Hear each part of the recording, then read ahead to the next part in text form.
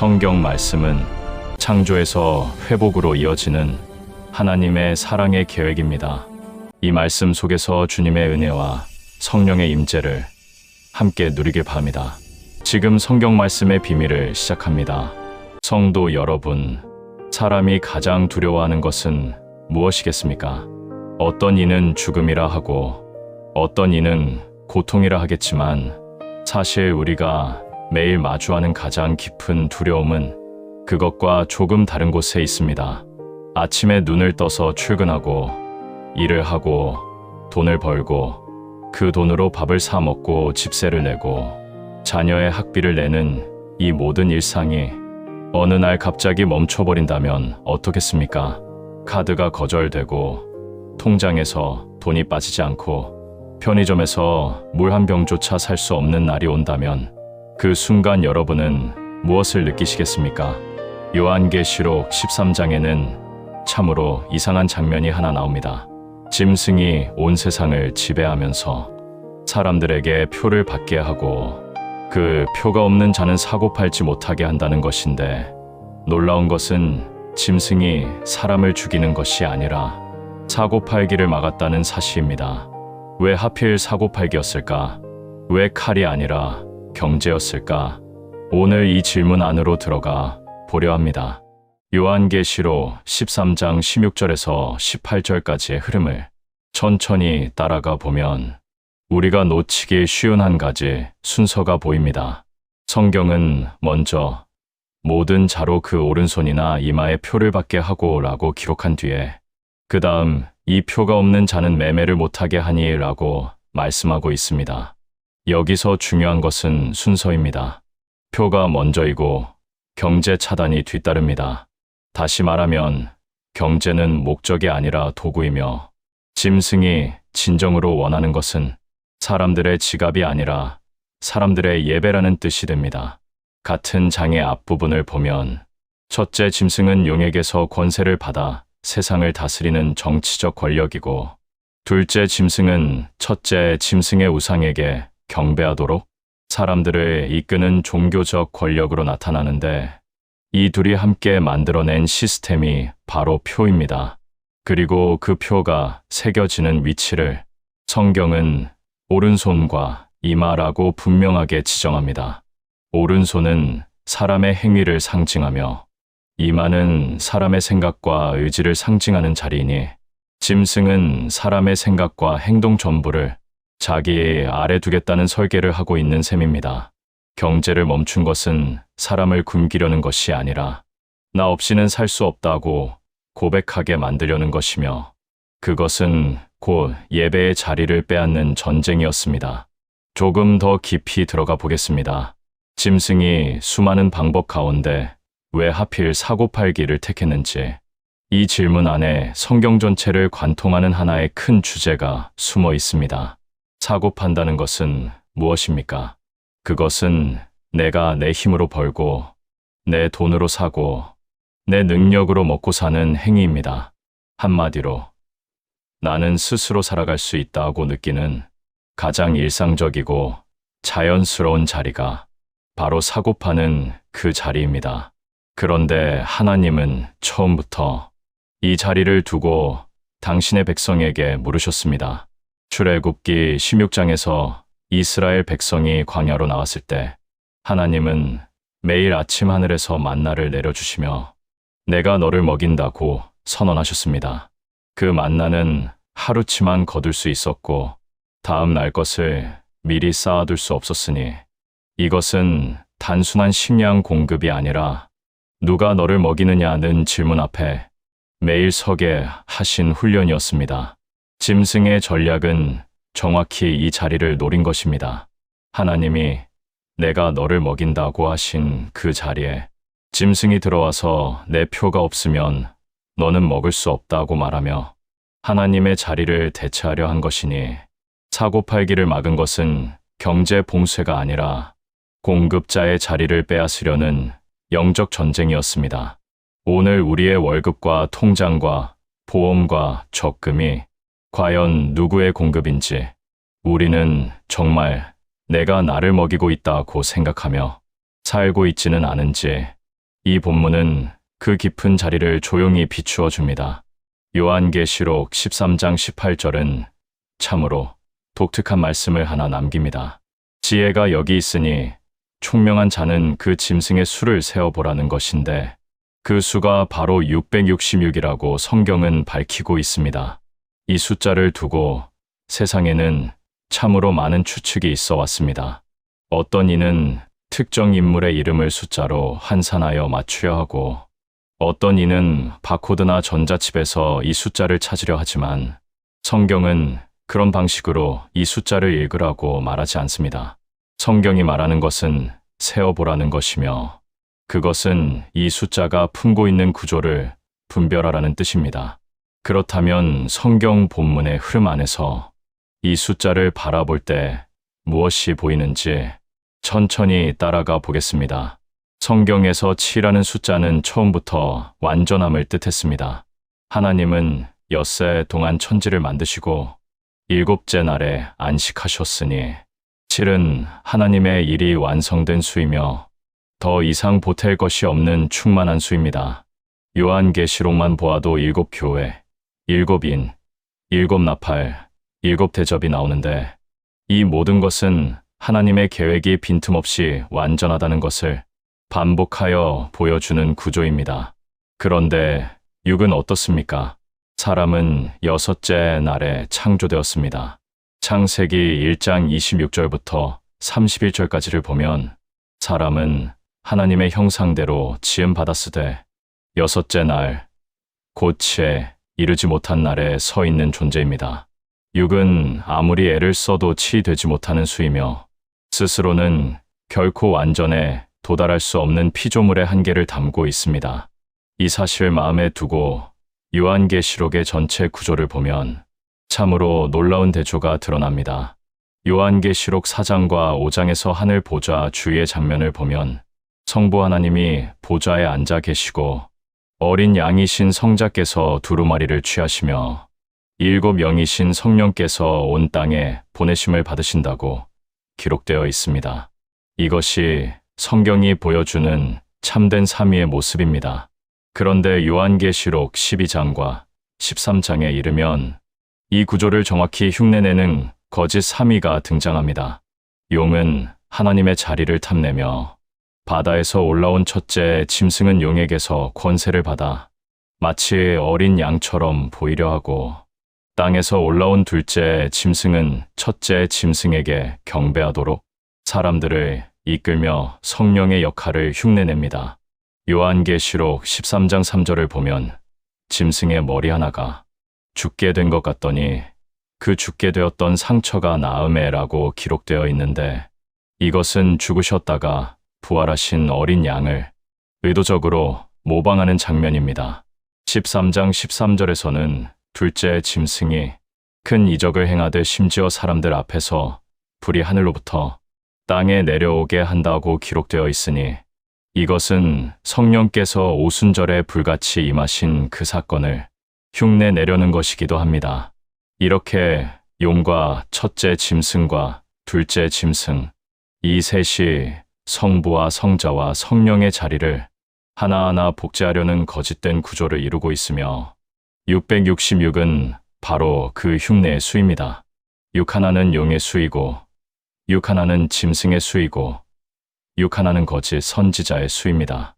아무리 3번을 반복해도 치되지 못하는 완전함에 영원히 닿을 수 없는 숫자. 그것이 짐승의 정체이며 동시에 짐승의 한계입니다. 여기서 한 가지 더 묵상할 것이 있습니다. 성경이 사람의 수라고 말한 부분입니다. 요한계시록 13장 18절은 그 수는 사람의 수니 666이니라 라고 기록하고 있는데 이것은 이 짐승의 체계가 아무리 초자연적으로 보여도 결국은 사람의 한계 안에 머무는 것임을 드러내는 표현입니다. 하나님을 흉내내지만 하나님이 아니고 부활을 흉내내지만 진짜 부활이 아니며 성령을 흉내내지만 참된 능력이 아닌 것. 그래서 아무리 반복해도 치에 이르지 못하는 것. 그것이 666이라는 숫자가 조용히 드러내는 진실입니다.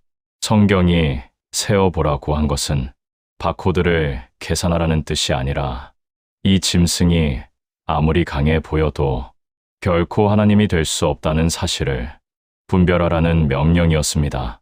짐승의 체계는 완벽해 보이지만 육이고 하나님의 나라는 조용하지만 치입니다. 그 차이를 아는 것이 성경이 말하는 지혜입니다. 여기서 한 가지 놀라운 사실이 있습니다. 짐승이 사고팔기를 막는 이 전략은 사실 요한계시록에서 처음 등장한 것이 아닙니다. 성경을 처음부터 따라가 보면 이와 같은 패턴이 이미 여러 번 반복되어 왔음을 발견하게 되는데, 이것을 하나하나 따라가다 보면 우리의 인식이 완전히 뒤집히는 순간을 만나게 됩니다. 가장 먼저 창세기로 돌아가 보겠습니다. 에덴 동산 한가운데 선악을 알게 하는 나무가 있었고 하나님은 그 열매를 먹지 말라고 명하셨습니다. 창세기 2장 16절부터 17절에 이 장면은 인류 최초의 경제적 제한이라고 할 수 있습니다. 동산의 모든 나무의 열매는 내 것이되 이 하나만은 취하지 말라는 것.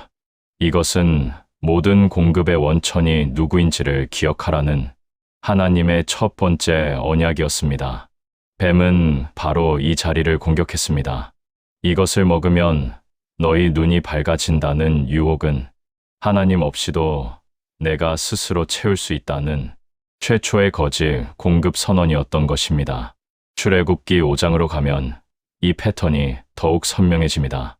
모세가 바로에게 우리 백성을 보내어 하나님께 예배하게 하라고 요청하자 바로는 이스라엘 백성에게 짚을 주지 않으면서도 같은 양의 벽돌을 만들라고 명령했습니다. 이것은 단순한 노동 착취가 아니었습니다.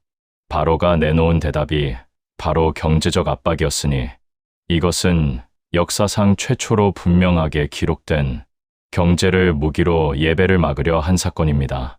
예배하겠다고? 그러면 짚을 주지 않겠다. 이 한마디 안에 짐승의 표의 원형이 이미 들어 있습니다. 그런데 하나님은 이 압박 한가운데서 이스라엘을 이끌어내시고 광야에서 만나를 내려주셨습니다. 바로가 짚을 끊었을 때 하나님은 하늘에서 양식을 여셨으니 경제를 막는 자가 있을 때마다 하나님은 다른 길로 공급하셨다는 사실을 기억해야 합니다. 열왕기상 17장으로 가면 엘리야의 이야기가 나옵니다. 아합 왕과 이세벨이 온 이스라엘에 바알 숭배를 강요하던 시대에 하나님은 엘리야에게 그릿 시냇가로 가라고 하셨습니다. 열왕기상 17장 4절에서 하나님은 내가 그 시냇물을 마실 것이요 내가 까마귀들에게 명하여 거기서 너를 먹이게 하리라고 말씀하셨는데, 바알을 섬기는 나라의 경제 시스템 바깥에서 하나님이 직접 먹이시겠다는 선언이었습니다. 시냇물이 마르자 하나님은 다시 사렙다 과부에게로 보내셨고 그 과부의 통에 가루와 병의 기름이 떨어지지 않게 하셨으니 이것은 세상의 경제가 닫혀도 하나님의 공급은 닫히지 않는다는 것을 한 과부의 부엌에서 증명하신 사건입니다. 느헤미야서 13장 15절부터 22절까지에는 유대인들이 안식일에 사고파는 행위를 거부하는 장면이 나옵니다. 두로 사람들이 안식일에도 물건을 가져와 팔려 했지만 느헤미야는 성문을 닫아 막으며 안식일에는 사고 팔지 않겠다는 선언을 했습니다. 안식일에 장사를 하면 당장은 이익이 되었겠지만 느헤미야는 그 이익보다 하나님의 날을 택했으니 이것은 스스로 경제를 멈추면서까지 하나님의 시간을 지키겠다는 예배의 결단이었습니다. 흥미로운 것은 짐승이 밖에서 사고 팔기를 막는 것과 달리 여기서는 하나님의 백성이 안에서 스스로 사고 팔기를 멈추었다는 점입니다. 같은 행위이되 방향이 완전히 다릅니다. 다니엘서 3장에서 사드락과 메삭과 아벳느고가 금 신상의 절하기를 거부했을 때 그들이 잃을 뻔한 것은 생명만이 아니라 바벨론에서 누리던 높은 지위와 경제적 안정 전부였습니다. 그들은 바벨론 제국의 관리였으며 그 자리에서 내려오는 것은 곧 모든 것을 잃는 것이었습니다. 풀무불보다 더 무서운 것은 절하지 않으면 내 자리가 사라진다는 위협이었으니 이것 역시 경제를 도구로 예배를 흔드는 같은 구조입니다. 그러나 다니엘서 3장 17절에서 18절까지에서 세 사람은 이렇게 대답합니다. 우리가 섬기는 하나님이 우리를 능히 건져내시리라. 그렇게 하지 아니하실지라도 우리가 왕의 신들을 섬기지도 아니하고 왕이 세우신 금 신상에게 절하지도 아니하겠나이다. 이 고백 안에는 설령 하나님이 나를 건져주시지 않더라도 나는 짐승의 표를 받지 않겠다는 요한계시록의 성도들의 결단이 이미 울려 퍼지고 있습니다. 여기서 놀라운 반전이 하나 드러납니다. 경제 차단은 짐승의 발명품이 아닙니다.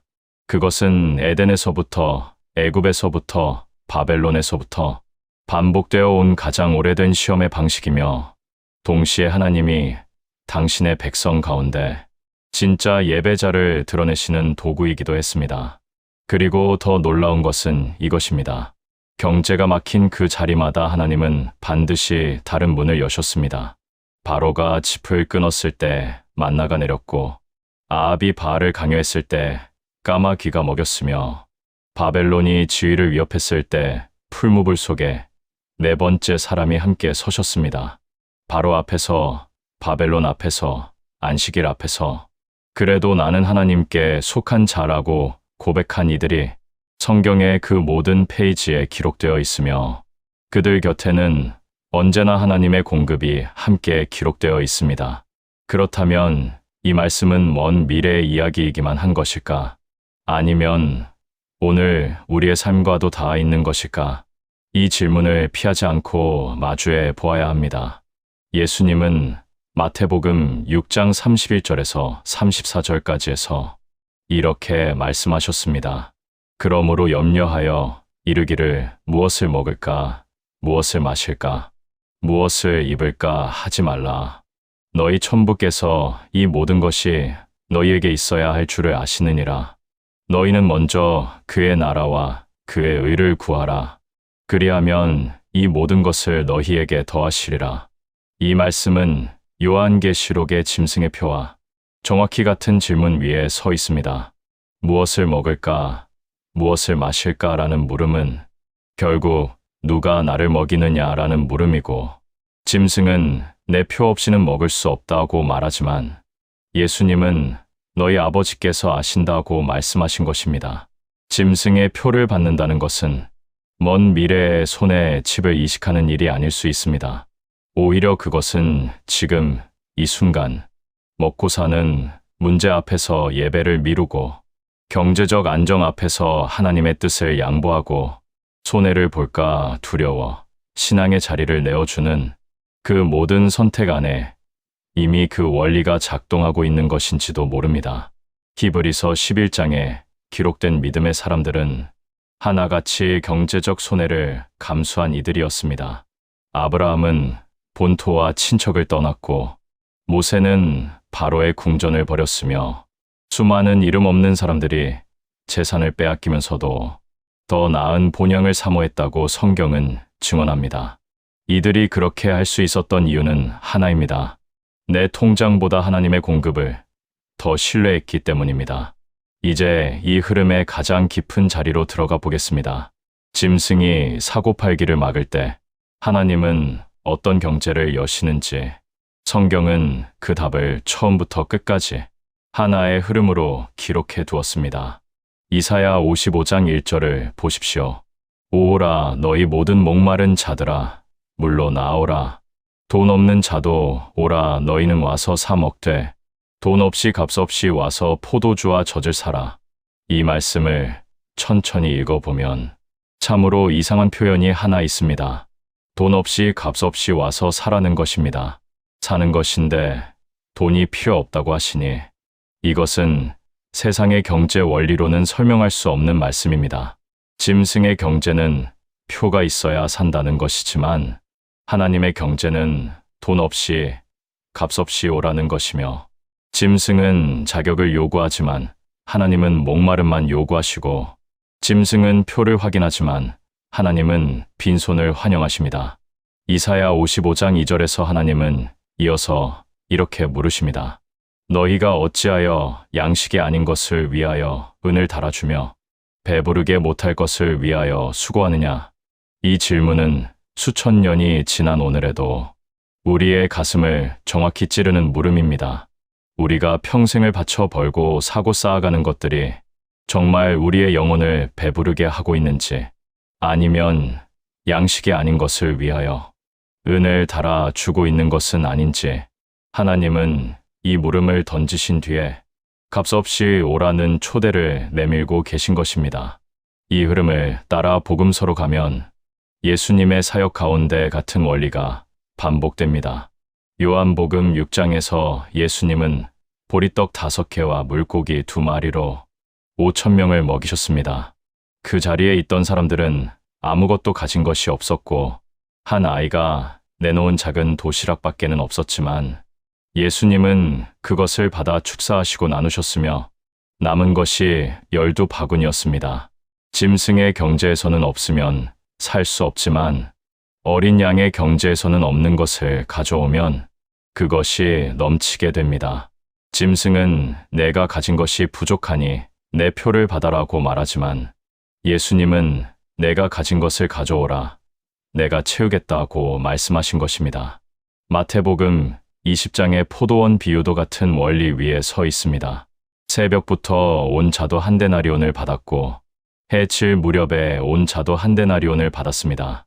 이것은 세상의 경제로 보면 불공정하지만 하나님의 경제로 보면 은혜입니다.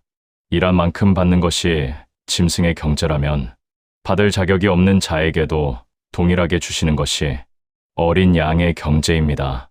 요한계시록의 마지막 22장 17절에 이르면 성경은 이 초대를 다시 한번 그리고 마지막으로 반복합니다. 성령과 신부가 말씀하시기를 오라 하시는도다. 듣는 자도 오라 할 것이요 목마른 자도 올 것이요 또 원하는 자는 값없이 생명수를 받으라 하시더라. 이 말씀이 성경의 거의 마지막에 놓여 있다는 사실을 깊이 묵상해 보아야 합니다. 이사야에서 값없이 오라고 하셨던 그 초대가 성경의 맨 마지막 장에서 다시 울려 퍼지고 있으니 하나님은 처음부터 끝까지 한 번도 값을 요구하신 적이 없으신 것입니다. 요한계시록은 짐승의 경제로 시작하여 어린 양의 경제로 끝나는 책입니다. 13장에서는 표 없이는 사지도 팔지도 못하는 세상이 그려지지만 21장과 22장에서는 새 예루살렘의 한가운데로 생명수의 강이 흐르고 그 강 좌우에 12가지 열매를 맺는 생명나무가 있으며 요한계시록 22장 2절에 기록된 대로 그 나무 잎사귀들은 만국을 치유하기 위한 것이라 하였습니다. 그곳에는 사고 파는 시장이 없습니다. 왜냐하면 모든 것이 이미 값없이 주어지기 때문입니다.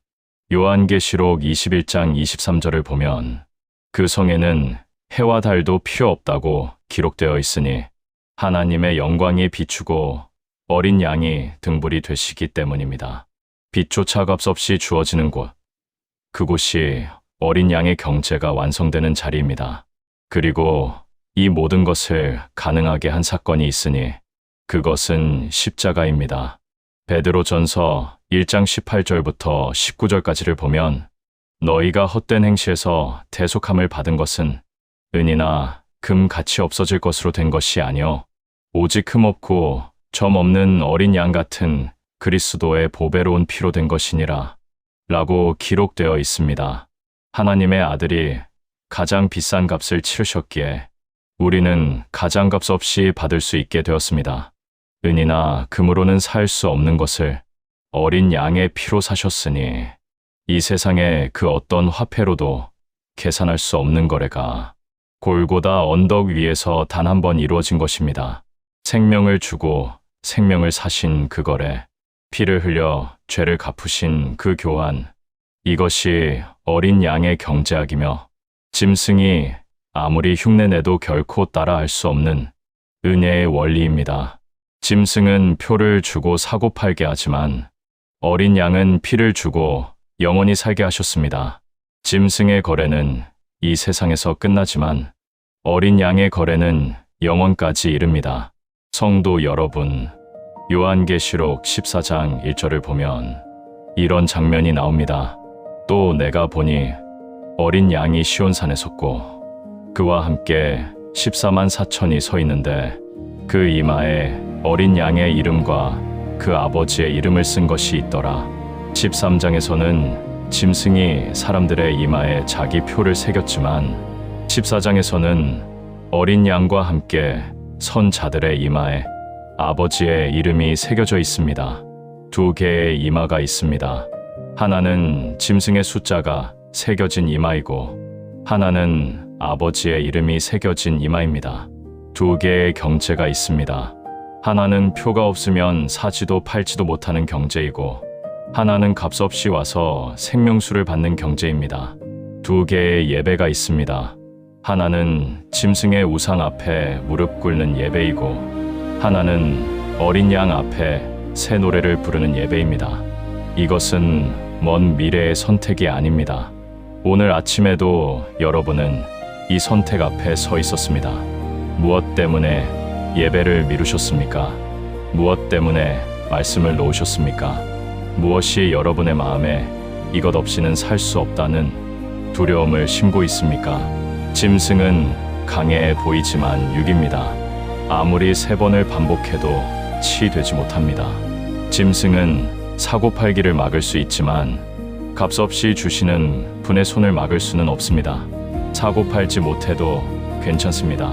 돈 없이 값없이 생명수를 주시는 분이 계시기 때문입니다. 오늘 여러분의 이마에 아버지의 이름을 새기십시오. 나는 하나님께 속한 자입니다 라고 조용히 그러나 분명하게 고백하십시오. 그 고백이 여러분의 이마에 새겨지는 순간 짐승의 경제는 더 이상 여러분을 흔들 수 없게 됩니다. 왜냐하면 여러분을 먹이시는 분은 통장이 아니라 하나님이시기 때문입니다. 아멘.